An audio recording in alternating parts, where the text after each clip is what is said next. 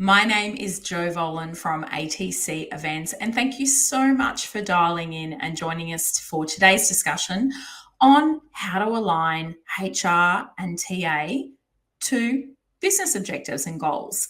Now, I am dialing in from beautiful Malau country down here on Phillip Island, home of the Bunurong people. We thank elders past and present for their continued care of land and waters.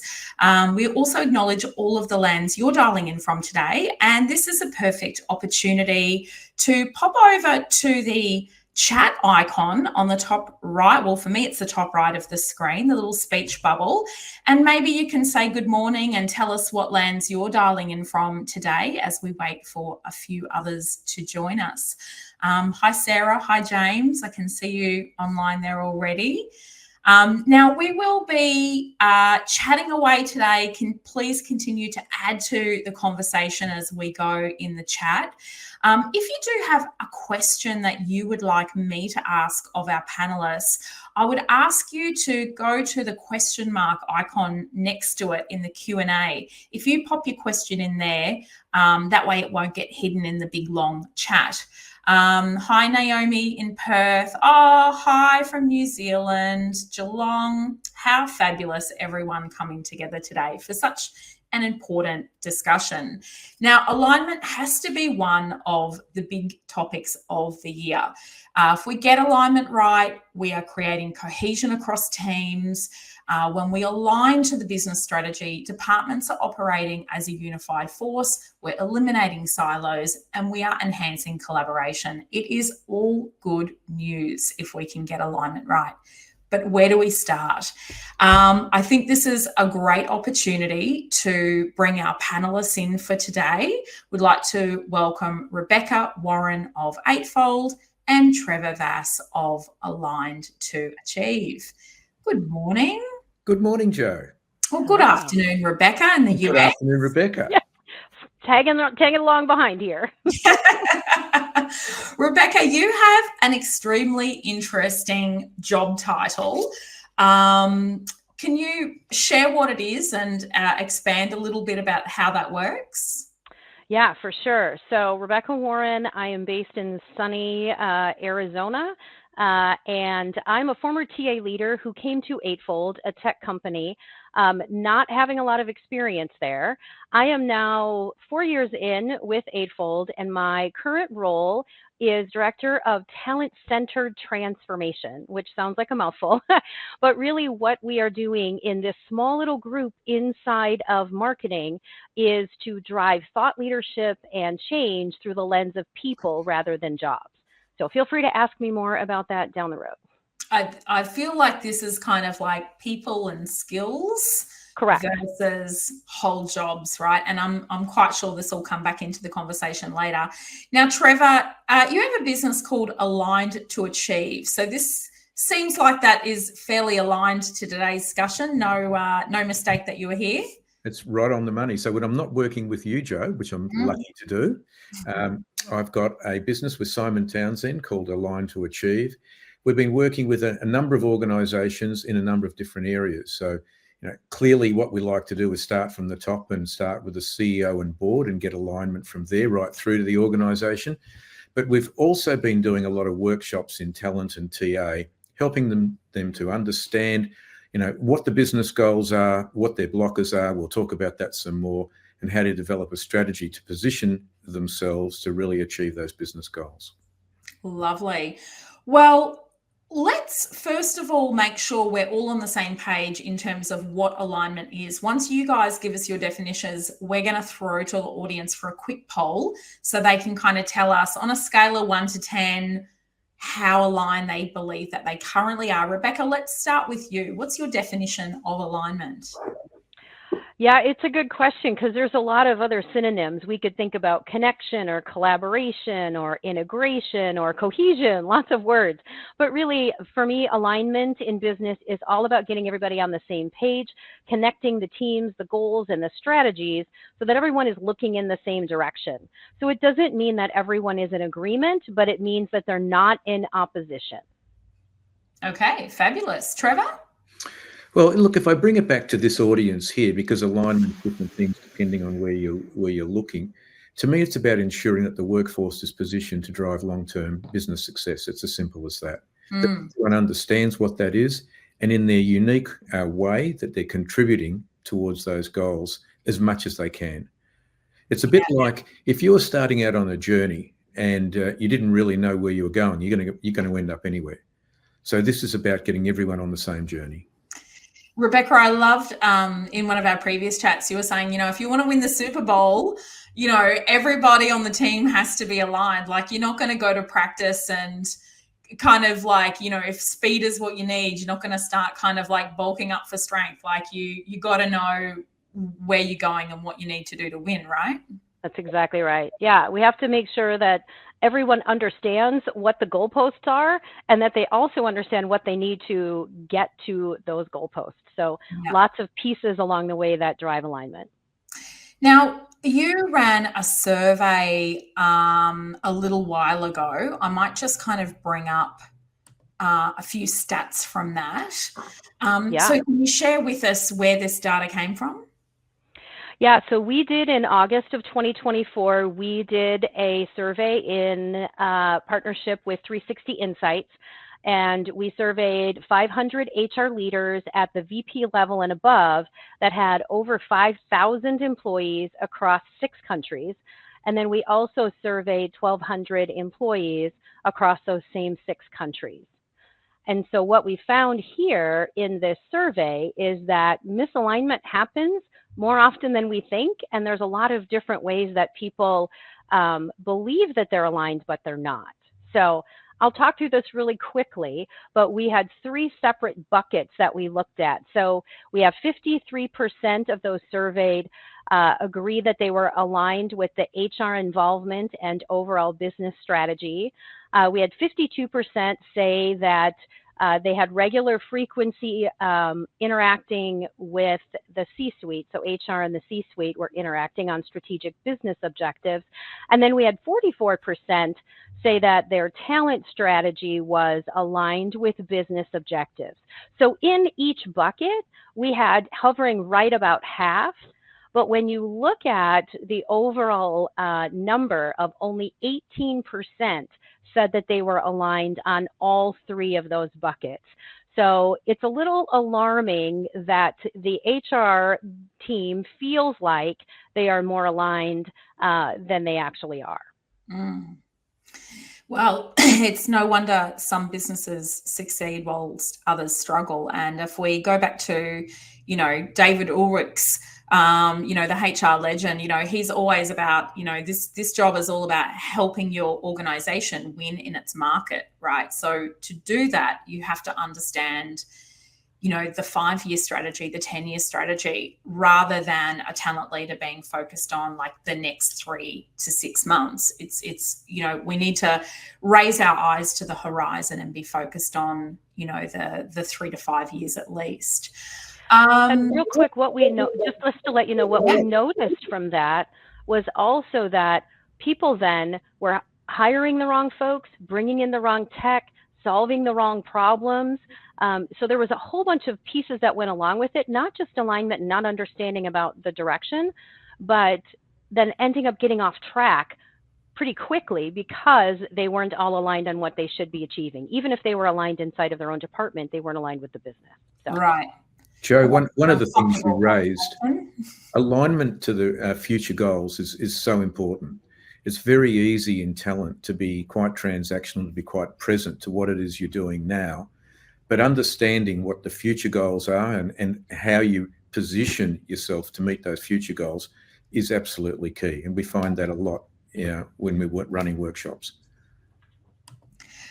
Because we're going to come back around to misalignment in a moment, but let's talk about the positives. Because as you were talking, I was thinking, oh, what an uncomfortable conversation to be part of. Goodness, I can imagine the CEO reaction with that misalignment and how that feels. But let's create the vision for a moment. Rebecca, what does it look like? What's the upside of achieving alignment? Well, yeah, so we did also get some positive responses out of that survey as well. And so in that 18%, 90% of those said they're fully aligned and they have executive support for their HR initiative. And that is so critical, right? Having the right leaders at the right places support what you're trying to get done, as well as 73% of that same 18% said that their company is willing to invest in the technology and tools to optimize their function. So not just support, not just lip service, but we're going to put our money where our mouth is and give you what you need in order to invest and drive the function. So those were great things that we are hoping to continue to see increase down the road. It makes sense because it becomes more of a straight shot, right? Trevor, benefits of alignment? Well, benefits alignment to me is that you're working proactively versus reactively, that you're able to, and when you're working proactively, you become a business partner. You know, Simon Townsend, my partner, always says, if you want a seat at the table, you've got to bring a chair. And if you're working proactively, if you're understanding where the future direction of the business is, then you are business partnering. There's no question of it. And that's something that we always strive to do. Let's give an example, like let's get down to something tangible. So we've got a good, clear vision. What is alignment? Why do it? Trevor, you had a great example you shared with me the other day of BAE Systems. You know, they had a project and that was a little bit easier because you're not kind of dealing with a company 20, 30, 40 years into their journey, right? You've got a new project. It's starting, on a date in the future. Probably a little easier and clearer to gain alignment. Can you share what that looks like? Sure. Look, alignment in a project-centric type organisation is always more transparent, and the outcomes tend to be shorter in terms of misalignment and missed project goals.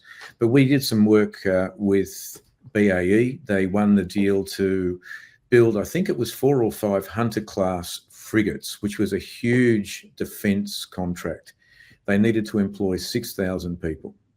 Now, if you need to employ 6,000 people and it was in Adelaide or South Australia, that's a really big ask.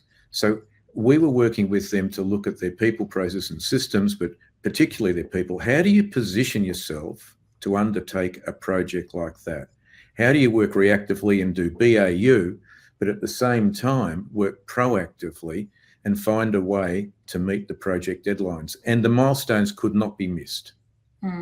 So alignment in terms of how they were working was absolutely essential. Yeah. And I feel like if you are in a more traditional business and, okay, well, we are 20, 30 years into our journey, it's not like, ta-da, here's the big announcement, we've won this deal, and there's maybe the opportunity for kind of clearer understanding of this big thing that we're about to undertake. But if it's kind of businesses as usual, it's a little, you got to go digging a little more. Rebecca, if we kind of got set about this and we say, right, I've got to get in there, I need to understand the business strategy better so I can start aligning, can you give some examples? Where do you go? What do you do? What do you read? Who do you talk to? So that you understand what you're aligning to. Yeah, well, I think as we look at transformation, right, we can't, for alignment, it can't just be, oh, well, we're going to slap this on and then layer this on and woo, we're going to be in alignment, right? You have to ask a lot of questions, and you have to know what your baseline is before you can build on it. So you have to understand, where are you at? What level do you have, right? Are you a static organization? Are you more compliance? Are you more cost control? Are you kind of in that reactive state where you're starting to work on efficiencies, but you're not quite there yet, right? Are you collaborating and focusing on flexibility? Or are you moving into that dynamic space of being proactive and innovative? And for us, it's really important, that skills base, to understand where your people are. So you have to understand what your baseline is, and then you can continue to build on that. So using your data, understanding where people are, what they want to do, what's important to the business, and then asking those questions. And maybe they're uncomfortable, and maybe some of these departments figure out that maybe we're not on the right track. It usually isn't unsolvable. It's just making sure that you are reiterating over and over again, here's where we're trying to get to. If you're here, we'll get you there, but it's understanding where you're at, using data and understanding to get to that outcome and then build those steps. Now, Trevor, what kind of data would you be looking at? I know you love to read annual reports and investor reports. Well, look, it's interesting, Joe. I mean, I think really understanding the future direction with your annual reports, meeting with the business, from a talent perspective, I would hope that most talent functions do have an account management process where they sit down and they forecast in terms of what the business will be doing in the next 12 months. What are the projects? What are the things they hope to undertake? What are the talent needs for that business? We did some work with a business in Singapore, quite a large one recently. And in running the alignment session, what the head of people understood was that her team weren't on the same page in terms of business goals. So really that future pacing can make things a little bit more complicated because everyone understands where they are today. Yeah. But how do you anticipate where you need to be in 12 months? And Joe, you use the expression, 2 years, 3 years, 5 years. I mean, that's a long time. Yeah. But one would hope your organization has a 5-year business strategy. So here's a slide of a couple of different ideas, and I'd love for you to add more in the chat. So if you've undertaken this, read the annual report and the website, understand organizational pillars and values, request the strategy document from the chief operating officer. Like, hopefully these alignment sessions are actually being driven from the top rather than people having to go, request and beg for information. But if you have to, see if you can get your hands on the business strategy document, explain what the purpose is, what you're trying to do. Read internal company newsletters and memos, external communications like investor reports and news articles. Engage your cross-functional teams and leaders as well. Analyze the KPIs. You might find that you have a director of marketing that's being hired. What do they need to achieve in their first 100 days? What do their KPIs look like? All of these things should be in alignment. Request one-on-ones with business leaders. And I don't know if Maisie, I know she was registered to attend today, but Maisie Farmer did a session at the last Australasian Talent Conference that we held in Melbourne, and all about how she created a talent board with a regular cadence. So it kind of brought all of these cross-functional business leaders together with a shared accountability for talent, for sharing strategy, for gaining alignment. And, I always say that everyone wants to be on a board. Nobody wants to be on a committee. It sounds like you're baking cakes for the, school fundraiser, but, you invite somebody to a talent board and all of a sudden people are interested. So let's pop into the chat for a moment. Maisie's here. Talent board is going so well. So good to hear, Maisie. Does anybody else online, let's crowdsource this, where else do you get your information from in terms of understanding your organization's strategy? What has been successful for you? Please share away. And I think now that we've kind of done the what is alignment and, where can we get this information from, it might be a good time to run our poll. So if I can get the team to pop the poll up for everyone, we'll get you to, share on a scale of 1 to 10 how aligned you believe you currently are. So there should be a little lightning bolt interactions button, and you should see the polls live. So if you click over to that, I can see people are answering already. Oh, we've got 2 people, 8 out of 10 alignment, 3, fabulous. We've got some people that are 4 and 5. We'll let that poll run and come back to that in a moment. Now, let's just pop into the chat. Sarah's saying transparency in all hands meetings has worked, requesting this from executives directly. Hiring managers and casual chats, one-on-one with business leaders. So we've got a range of things happening. Attending town halls is a big one for people.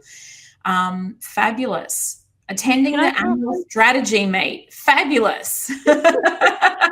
And let me throw one out there that I don't think we've specifically called out. In the U.S., we have so many folks that are working remotely. I know you all have lots of folks working remotely.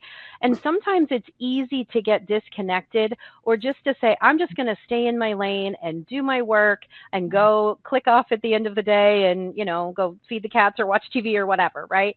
But I think driving those conversations needs to come from all levels. And so setting up those one-on-ones proactively with different folks, whether they're business leaders or they're coworkers or whether they're in a different department at the same level or a different level, we've found a lot of success with getting folks to connect in spaces that they wouldn't normally. And if you're not going to run into them by the restroom or in the cafeteria or, running by your office, having those proactive conversations, just seeing people. We just had our yearly kickoff last week. We were all in California, and seeing people. And this is going to sound weird, but like, yo, you've got legs, right? Like we see you more than just the shoulders on up. Seeing people and having those conversations when we'd already connected virtually, it was a lot easier to connect with people when we saw them in real life. So I think having those proactive conversations makes a big difference. And when you're driving those, then that people also see that you are proactive, you're interested in the business, you want to drive alignment, and you can have maybe conversations that you wouldn't normally have that are going to drive stronger alignment down the road. Yeah. There's some great things here that people are currently doing, Jo, in terms of gaining information to position themselves well. It's wonderful.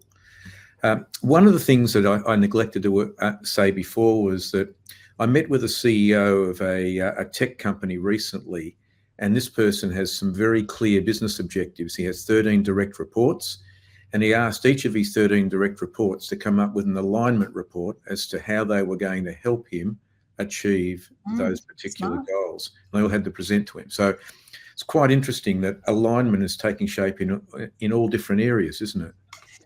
Indeed. And I know one of the things that you say often when you're talking about alignment is that, this is the opportunity to work on the business, not in the business.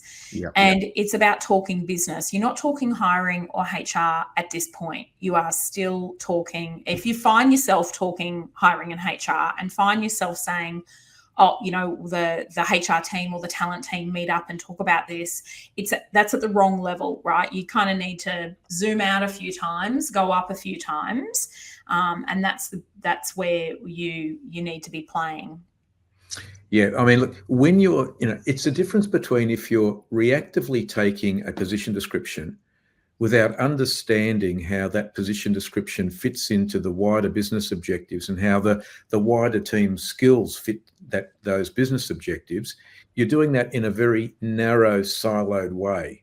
So the notion is to have perspective is what I would suggest. Yeah. And if you've got that perspective, then you can add enormous business value. Well, let's go now. This is an interesting slide that I'm sharing. This is a team activity that you run, and it's not just about, okay, here's the positive stuff on how to create alignment. It's also about understanding what your blockers to success are. Do you want to talk us through this slide, Trevor? Sure. So Align to Achieve, as I mentioned earlier, we've gamified getting alignment, and we've done a hell of a lot of work on strategy days with TA functions and talent functions, heads of people, and we have essentially decks of cards. So we've got 52 goals, and they need to select 2 goals, essentially, and it's not an easy exercise. It's always easier for people to select their blockers in terms of what's stopping them achieving their goals. And then we've got cards that represent strategies, tactics, and actions. So when it comes together, you essentially get a full plan of how you can align to those 2 goals. We've also created a report using AI, because there's 80 million combinations that you can get from the various cards, to get a specific alignment report about where you're aligned, where you're not aligned, and what you need to do to gain alignment. This is a very mini example of that. And I think blockers, identifying the most impactful blockers, it's important that you do it to both individual and group success, right? I think that's kind of the key, is that, you know, some things are going to be, here's what we need to do to create this opportunity and move forward, but here are these barriers that we have at an individual and at a departmental level. So just as critical to understand that. Joe, one of the things with the blockers, it's always evident what your current blockers are when you're operating in current state. But if you're looking at future state, you also need to identify and potentially consider what will be our future blockers that would stop us achieving a future goal, because we're not there at this particular point in time. I love the, you know, the scenario planning aspect to that, right? Because this is where we start to kind of bring in external trends and things that are happening in the world. And, you know, there's a fair bit happening in the US at the moment, Rebecca. So no doubt there's a lot of people needing to realign to changing business pillars and values and direction and so forth. Talent leaders, I assume, are very busy at the moment. Yeah, there's a lot of things that our organizations need to be aware of, lots of changes that have happened in the last 30 days and more that we think are going to come in that next 60 to 70 days. We kind of look at that 100 days after a new administration comes in on what should we be paying attention to. So we're asking a lot of questions, making sure that we're aligned to the things that are actually happening, right? There's a lot of executive orders that are being signed, but that doesn't necessarily mean that those things are going into play. So we're asking lots of questions and putting together what that playbook could look like. And one of the things, Joe, that you talked about was creating that talent council.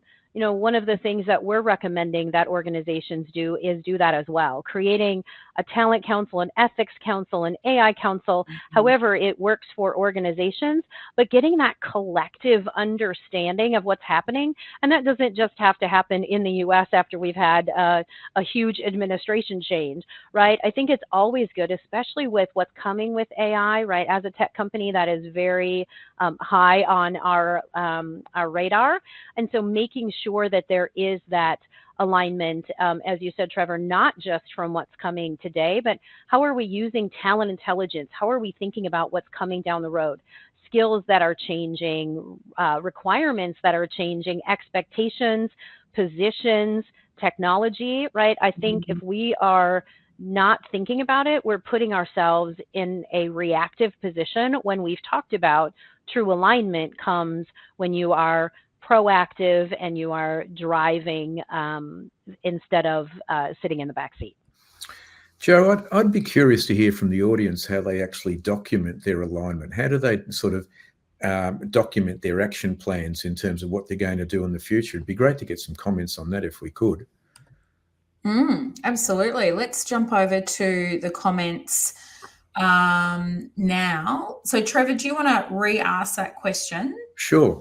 So if you're trying to work, or if you're working proactively and you're trying to position your team to also work proactively, how do you document that? How do you create your action plans that really connect you to that future goal, that future state? That's what I'm really keen to know, because we're doing some work in that space, but I'm sure others have got some great solutions that they could share. Yeah. So how do you go about documenting? So, you know, I assume one option is we have our talent strategy, but are you kind of talking about how do you document the reason that this is our strategy is because this aligns to X? And what are you going to do about the connection points? Exactly. Right?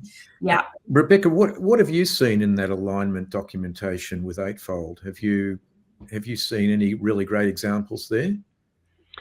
Yeah, you know, when we are bringing on new clients, that is one of the first things that we ask is not just what outcomes are you hoping to achieve by bringing in AI technology, but what's important to your organization? Because our goal is not just to make someone successful on our platform, but we want them to be able to show all the way up to the CHRO, to the C-suite, to the leaders, here's what we're doing and here's how we're doing it. So we continually ask for outcomes, not just on what they expect to achieve from our platform, but what is their organization trying to do. And we position ourselves as more of that thought leader of saying, okay, we can help you get there. Even though you say this is your outcome, here are some other things we can do, which is one of the reasons that my group exists, is how are we helping to drive that transformation, that thinking differently, with everything aligning to the organizational goals. Because you can do things in a bubble and it'll be okay for a while, but if you don't have that connection, you're not going to be successful. And our goal is to make our clients successful so that that makes their organization successful. Getting some great responses here, Joe, in terms of visual boards, OneNote, all different ways that people are sharing alignment and being able to essentially position themselves as they go. We had an interesting one that we worked with a company called Polaris. Rebecca, you're probably familiar with them. They're a US company, off-road vehicles.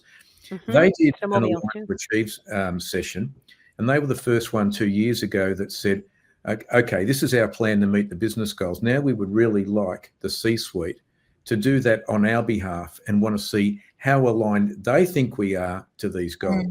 So, you can do this both up and down the organization. It can work both ways. Well, there's a lot of organizations that are undertaking huge transformation. You don't just wake up one day and go, oh, skills transformation. This is a trend. Let's jump on it, right? Maybe you do. I don't know. But I'm just going to bring up a slide here. Hit the content button. So as we can see here, and this is from the Josh Burson company, these are the 4 steps, the 4 levels that we have outlining how alignment is critical for transformation. Rebecca, do you want to talk us through these? Yeah, and I did allude to this earlier in the webinar, but I also can give an example of how one of our current clients was able to do this. But again, it's taking it from that compliance, and I was listening to a webinar this morning, and it was talking about the difference between compliance and commitment. And I think if we look at a static organization, that's your compliance, right? It's your risk control. When you get through these stages and you start looking at all of the information that makes you dynamic, right? Proactive, innovative, skills-based, agile, all of those things, it's because you've worked through those pieces, you've built trust, you've developed a strong culture, you have transparency, you have pieces in place that if the communication breaks down, or Trevor, if there is a blocker, that you have something in place to be able to get over that, right? Organizations that are dynamic and successful don't hit a speed bump and say, oh, peace out, going home, we're done, right? You say, okay, we're going to figure out how do we get over that and how do we hit the next challenge. So we have a client, Vodafone, who, as you said, Joe, there was no click your fingers and all of a sudden we've got a future-ready workforce, right? That doesn't happen. So Vodafone undertook a global multi-year transformation project. They wanted to enhance their talent data, their systems, their processes, their culture. They wanted to drive all of that. And their goal was to prioritize skills intelligence to drive those business outcomes. But they didn't understand what was happening in their organization, right? They lacked visibility into their employee skills. They weren't able to upskill, reskill, or redeploy, and they have 98,000 folks in their workforce. So even though they were upgrading their HR systems, they struggled to provide that personalized digital experience for candidates and employees. And also their lack of tools made it hard for them to recruit, develop, and retain the workforce that they wanted in a very competitive industry. And so by using Eightfold, they were able to spend the time and the energy, the investment to do a unified skills-based approach to get them to where they wanted to go, right? So they were able to improve and transform in 4 different areas, looking at talent planning by focusing on skills intelligence. They lead by skills rather than jobs. They're focusing on talent attraction and acquisition, reducing those metrics of time to hire, cost per hire, almost up to 50%. So now you've got recruiters that are strategic business advisors as opposed to reactive order takers. You've also got that focus on talent development and learning. So they increased their learning hours. They were able to move over 500 folks into new roles after they reskilled and upskilled their folks. And then they were able to increase their inclusion across the organization, hiring women and also putting different people in leadership positions they hadn't thought about. So when you move to that dynamic approach and you take those steps, transparency, visibility, but also making sure that there is alignment from the top down and bottom up, it's a lot easier to get that done. So they're seeing all those rewards for putting in the hard work. Because let's be honest, it's hard work. It's not easy.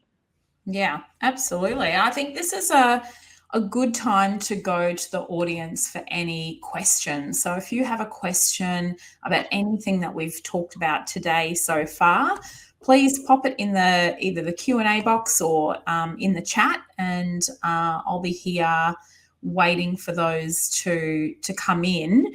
While we wait for those to come in, one more thing I want to talk about before we wrap up today, and I guess this is a nice connection point, if we're looking at kind of like the dotted line between, the business strategy. Clearly people are needed to execute the strategy and to execute the tasks. So once we finish up in the Q&A, I want to circle back around to understanding the role of scarce and critical skills, like scarcity and criticality of particular people and roles in the organization, which I think is a nice connection point because, of course, while alignment is really important for marketing teams or customer service teams, any team in the business, of course, today we are talking about HR and talent acquisition. Okay, we've got some questions. Simon is asking, how do you recognize when alignment is slipping given the pace of change in the organisation? It's a good question. Trevor, do you want to take that one? Sure. Well, typically there's a few things that I think would occur. From a talent perspective, you could get vacancy delays in terms of not being able to fill those critical and scarce positions. Turnover costs. So if critical hires are leaving in the first sort of 12 to 18 months, that also could be an impact.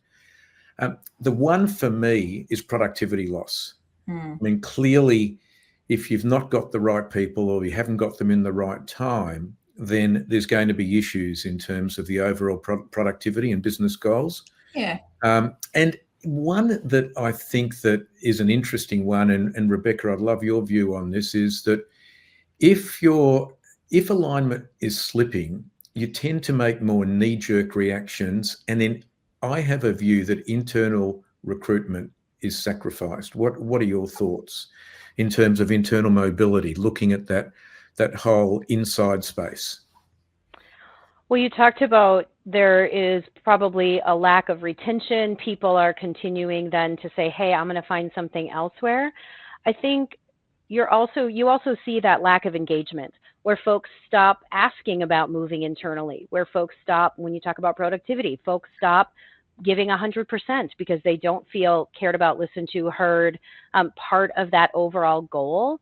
So I think when you start seeing that happen, for me, it's taking that step back and doing discovery, right? The knee jerk is to punish or to react or to scold or lecture or whatever, right? But if you take that step back and say, hey, what's going on? We've noticed this. It doesn't have to be personal. It doesn't say, hey, Joe, we've noticed that you're producing 10 less widgets a day, right? It's not that, but it's more about, Joe, hey, we see something happening. Let's do some discovery and ask some questions about what do we see is happening? Where have we lost transparency? Have we lost trust? Is there something happening in the culture that we don't know about? I think discovery, rather than knee-jerk trying to slap a program or an initiative on it, but like, what's happening? Let's ask the questions and then make a informed, collaborative answer, right? What's that strategy to be able to address it? Because knee-jerk, I think, a lot of times causes more harm than it does good.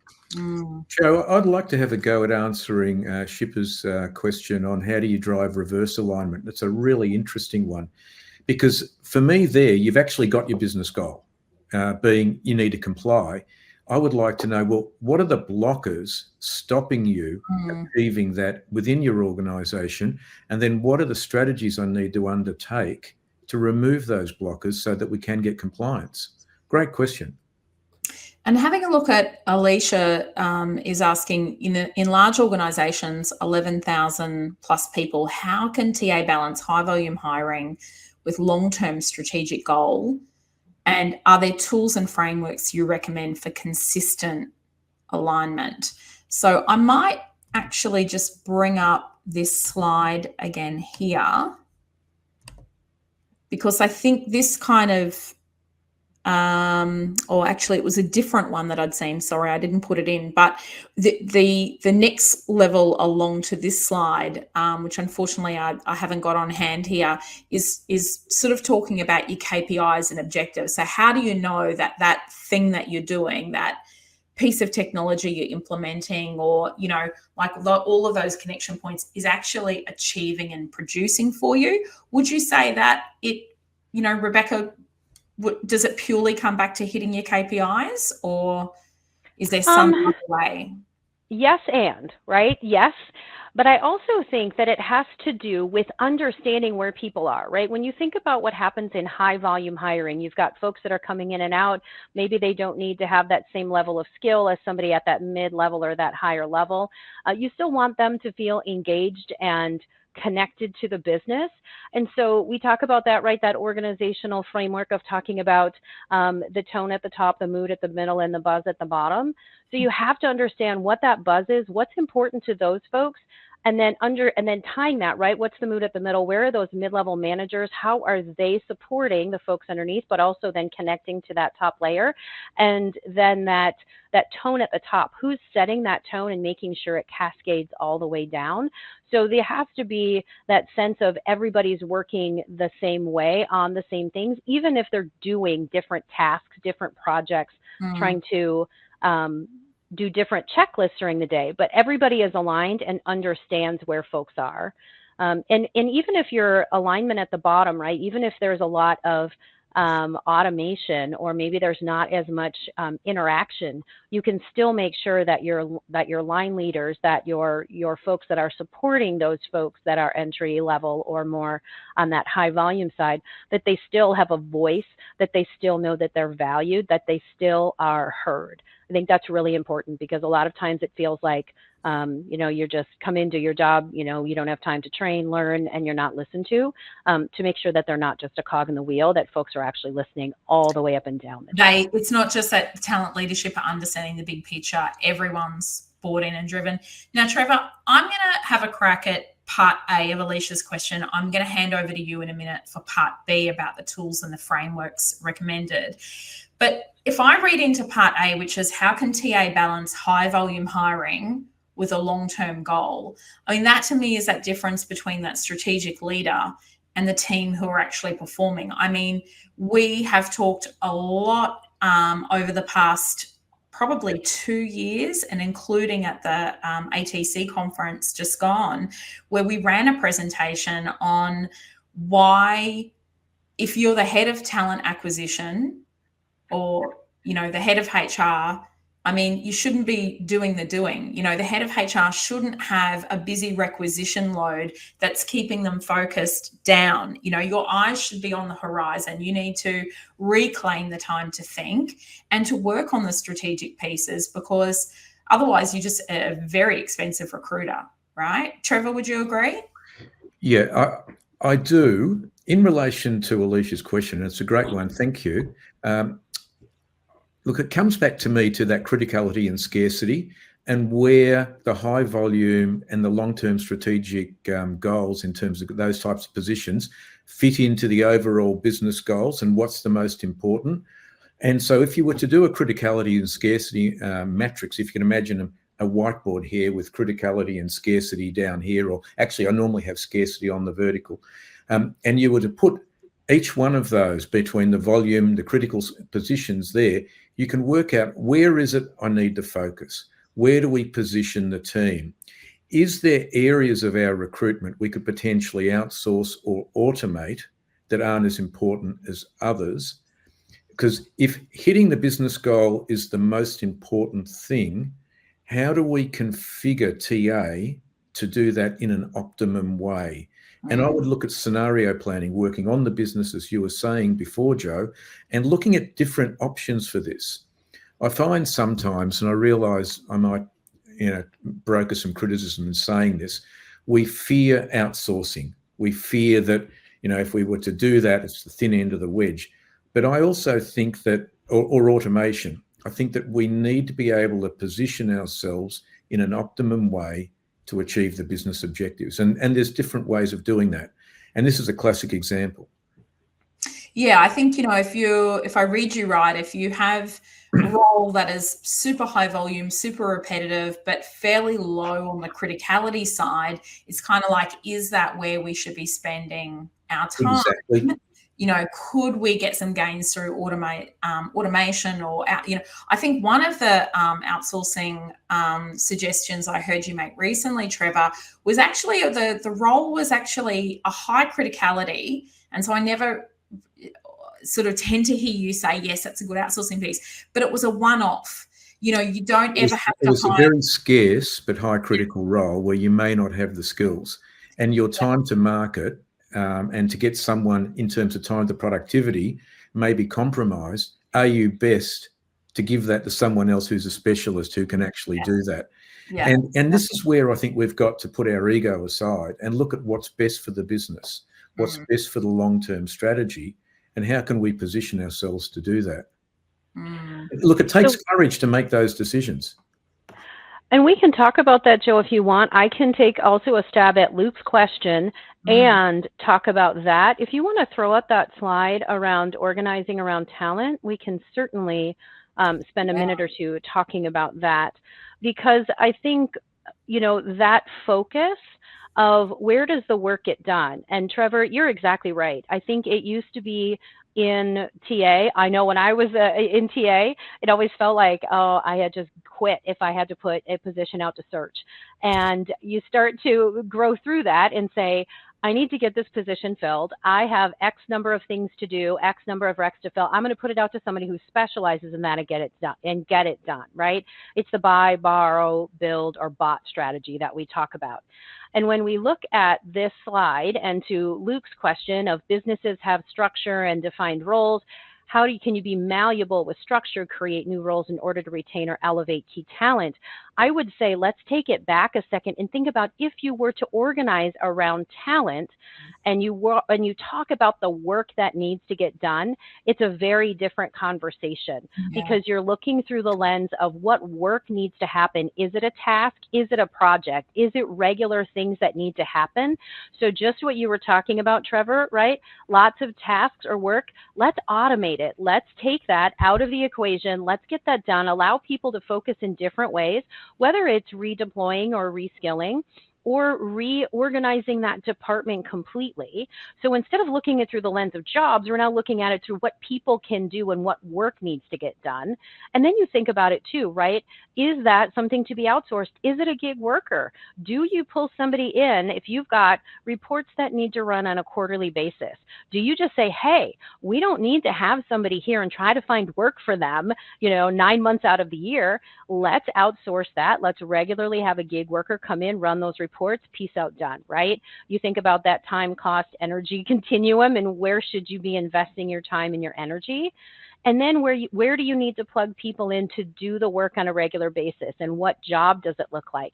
So when you take it out of an org chart, you take it out of a job description and say, this work needs to get done. And if we understand the skills in our organization, we know we've got 12 people across the organization that can do that. And they may not be in the departments you expect. You could have 2 in accounting, you could have 2 in marketing, you could have 6 in sales.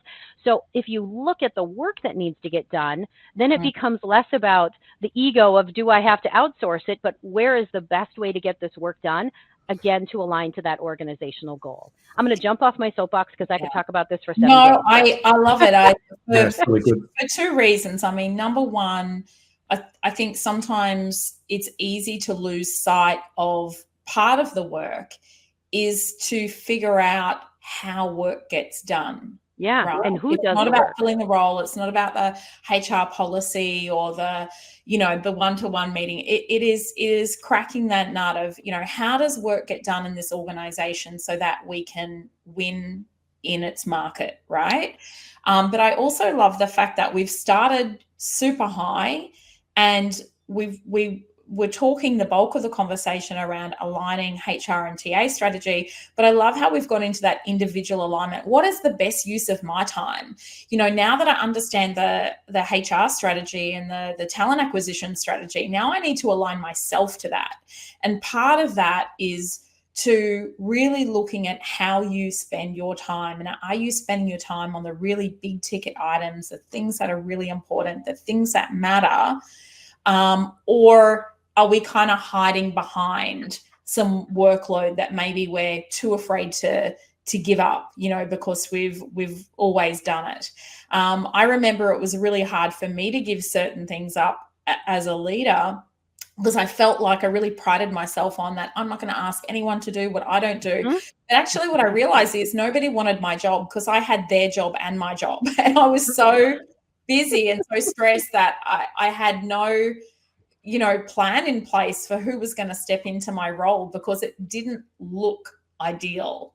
And so I think it's really important to remember to align ourselves. Now, we're at that wrap-up time. Could I just say this one thing about Luke's question that occurred to me? Please.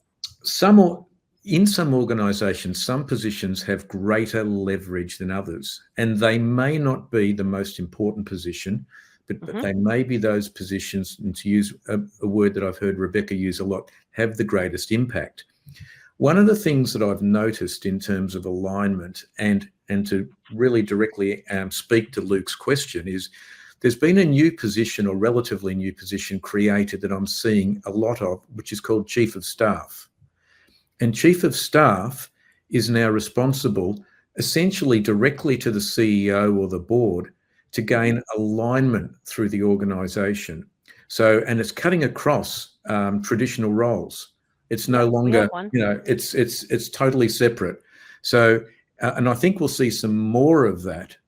So, Luke, my answer is those positions that have leverage are the ones that you don't worry so much about the structure, because they impact the structure.